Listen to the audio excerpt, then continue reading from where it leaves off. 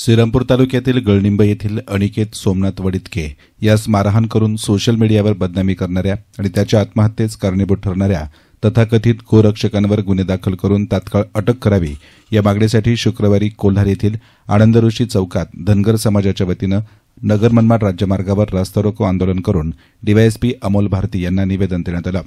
दिनांक 27/10/2025 रोजी आपल्या स्वतःच्या गाडीतून गायी घेऊन काकाकडे सोडवण्यासाठी जात असताना तथाकथित गोरक्षक राकेश पवने, दिनेश राकेच्या, प्रशांत राकेच्या यांनी त्याची गाडी अडवून बेदम मारहाण केली तसंच त्याची सोशल मीडियावर बदनामी करून त्याच्या आत्महत्येस कारणीभूत ठरले।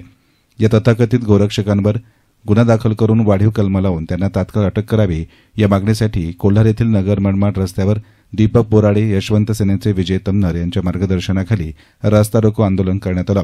यावेळी दीपक बोराडे आणि विजय तमनर यांनी पोलीस प्रशासनाच्या कार्यपद्धतीवर ताशेरे ओढले आणि त्यांच्या कार्यपद्धतीबद्दल तीव्र संताप व्यक्त केला। आज या ठिकाणी अनिकेत वडितके नावाचा आमचा 18 वर्षाचा तरुण इथल्या समाजकंटकांच्या, धर्मांधांच्या आणि काही नीतिभ्रष्ट पोलीस प्रशासनाच्या या जाचाला कंटाळून त्यांना आपलं जीवन संपवलंय।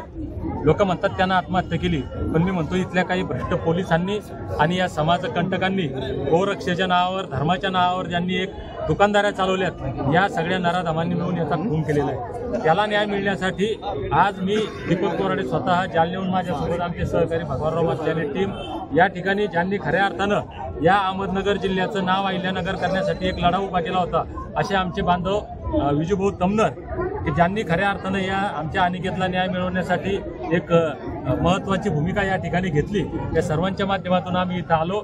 आज अनिकेतचे वडील या ठिकाणी आमच्यासोबत आहेत। आम्ही त्यांना धीर देण्यासाठी, त्यांचं मनोबल या ठिकाणी वाढवण्यासाठी आलोय, त्यांना सांत्वन करण्यासाठी आलोय आणि त्यांना हे सांगण्यासाठी आलोय की या श्रीरामपूर तालुक्यातला, राहाता तालुक्यातला, शिर्डी तालुक्यातला, अहिल्यानगर जिल्ह्यातला धनगर समाज नाही तर संबंध महाराष्ट्रातला संपूर्ण धनगर समाज हा तुमच्या सोबत आहे, तुमच्या दुःखात सामील आहे। जोपर्यंत तुमच्या लेकराच्या हत्यारांना जेल होत नाही, त्यांना कडक शासन होत नाही, तोपर्यंत आम्ही थांबणार नाही आणि शेवटपर्यंत आम्ही तुमच्या सोबत आहोत हे सांगण्यासाठी इथं आलोय। आम्ही पोलीस प्रशासनाला आता इथं या गावामध्ये फार मोठ्या प्रमाणामध्ये रास्ता रोको झालाय, आपण पाहिलाय। आम्ही इथल्या अहिल्यानगरच्या प्रशासनाला सुद्धा एक प्रकारे इशारा आहे की आज आम्ही छोट्या प्रमाणात लोक या ठिकाणी जमलो तरी मोठ्या प्रमाणात रास्ता रोको झालेला आहे। जर आम्ही आता इथून एसपी साहेबांना भेटायला जाणार आहे, 24 तासाच्या आत जर कारवाई आम्हाला पाहिजे ती झाली नाही तर इथून पुढे हे आंदोलन वाढत जाईल आणि याची जबाबदारी सर्वस्वी या प्रशासनाची, या सरकारची राहील। उद्या जे काही उद्रेक होतील, समाजाचा जे काही रोष रस्त्यावर येईल, त्याला आम्ही कसल्याही प्रकारचे जबाबदार राहणार नाही। आम्ही आत्ताच इशारा देतोय की 24 तासाचा अल्टिमेटम देतोय की तुम्ही पारदर्शकपणे न्याय भूमिकेतून तुमच्या जबाबदाऱ्या पार पाडा। आमच्या अनिकेतच्या या गुन्ह्यांना तात्काळ शासन करा। इथले संबंधित ठाणेदार यांची बदली करून चांगल्या अधिकाऱ्यामार्फत या सगळ्या प्रकरणाची सखोल चौकशी करा आणि आमच्या अनिकेतला न्याय द्या, नाही तर तुम्हाला महाराष्ट्रातल्या 2.5-3 कोटी धनगर समाजाच्या रोषाला बळी पडावा लागेल। ओके। आणि मला एक म्हणायचं, प्रशासनाकडून किंवा पोलिसांकडून त्याच्यात काही दिरंगाई होते असं तुम्हाला संशय वाटतो? नाही, 100%।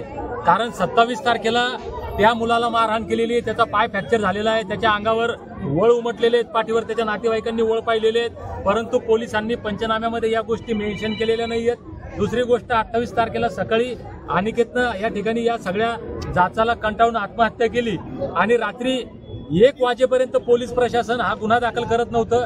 आमचे समाज बांधव माय मावल्या पोलीस स्टेशनला जाऊन बसल्या आणि रात्री 1 वाजेनंतर गुन्हा दाखल होतो। म्हणजे पोलिसांची नुसती दिरंगाई होत नाही तर धनगर समाजावर, एका गरीब कुटुंबावर या ठिकाणी अन्याय होतो। म्हणून पोलीस प्रशासन सुद्धा यात फार मोठ्या प्रमाणात दोषी आहे। या दोषी पोलिसांची तक्रार करण्यासाठी आम्ही स्वतः आता पोलीस अधीक्षक अहिल्यानगर यांना भेटायला जाणार आहोत। कार्य का तुम्ही पोलिसांना किती दिवसाचा अल्टिमेटम दिलाय आणि ते जर झालं नाही तर तुमची पुढची काय म्हणजे हे दिशा काय? आमचं तेच म्हणणं आहे, जे आता अनिकेतचे वडील या ठिकाणी आहे, अनिकेतचा चुलत भाऊ फिर्यादी आहे, ज्यानं काल जे सांगितलं ते पोलिसांनी लिहिलेलंच नाहीये।